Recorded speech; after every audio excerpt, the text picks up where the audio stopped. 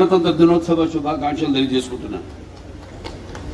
ఈ గణతంత్ర దినోత్సవం సందర్భంగా మన త్రివర్ణ పతాకాన్ని ఆవిష్కరించుకోవడం నాకు ఎంతో గౌరవంగా, ఎంతో భాగోద్వేగంగా ఉంది. జనవరి 26 కేవలం ఒక తేదీ కాదు, ఇది భారతదేశ ఆత్మ గౌరవానికి చిరునామా. ఇది కోట్లాది భారతీయుల ఆశలు, త్యాగాల కలం. ఒక రాజ్యాంగం రూపం దాల్చిన రోజు, భారత రాజ్యాంగం అమలులోకి వచ్చిన రోజు. 1947లో బ్రిటిష్ రాజ్యం నుంచి దేశానికి స్వాతంత్రం వచ్చింది. కానీ అప్పటికి మనకు సొంత రాజ్యాంగం లేదు.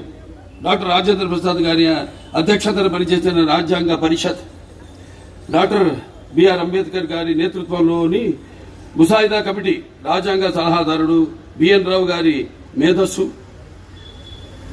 ఈ అందరి సమన్వయంతో భారత రాజ్యాంగం రూపుదిద్దుకుంది. దీన్ని రూపొందించడానికి 2 సంవత్సరాలు 11 నెలల 18 రోజులు పట్టింది.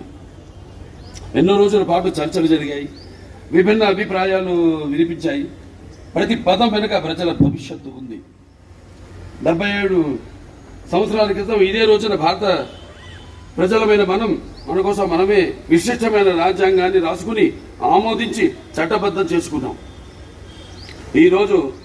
ఆ రోజు నుంచి భారతదేశం ఒక సర్వసత్తాక సామ్యవాద, లౌకిక, ప్రజాస్వామ్య, గణతంత్ర రాజ్యాంగ ప్రపంచానికి పరిచయమైంది. 1949 నవంబర్ 26న రాజ్యాంగ సభ దీనిని ఆమోదించింది. 1950 జనవరి 26న అమల్లోకి తీసుకొచ్చింది. అదే రోజు నుంచి భారతదేశం తన గమనాన్ని తానే నిర్ణయించుకునే గణతంత్ర రాజ్యాంగంగా నిలబడింది. భారత రాజ్యాంగం ప్రపంచంలోని అతిపెద్ద లిఖిత రాజ్యాంగం.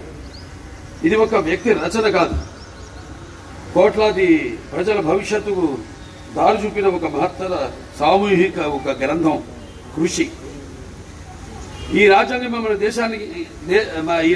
మన దేశానికి దిశానిర్దేశం చేస్తుంది. ప్రభుత్వం ఎలా ఉండాలి, శాసన వ్యవస్థ ఎలా పనిచేయాలి, కార్యనిర్వాహక వ్యవస్థ అధికారులు ఏమిటి, న్యాయ వ్యవస్థ స్వతంత్రత ఎలా ఉండాలి, అన్నిటికీ స్పష్టమైన మార్గదర్శకత్వం ఇచ్చింది. అంతకంటే ముఖ్యంగా ప్రతి భారత పౌరుడికి హక్కులు ఇచ్చింది. అదే సమయంలో కర్తవ్యాలను గుర్తు చేసింది. అందుకే రాజ్యాంగం కేవలం చట్టాల పుస్తకం కాదు. సోదర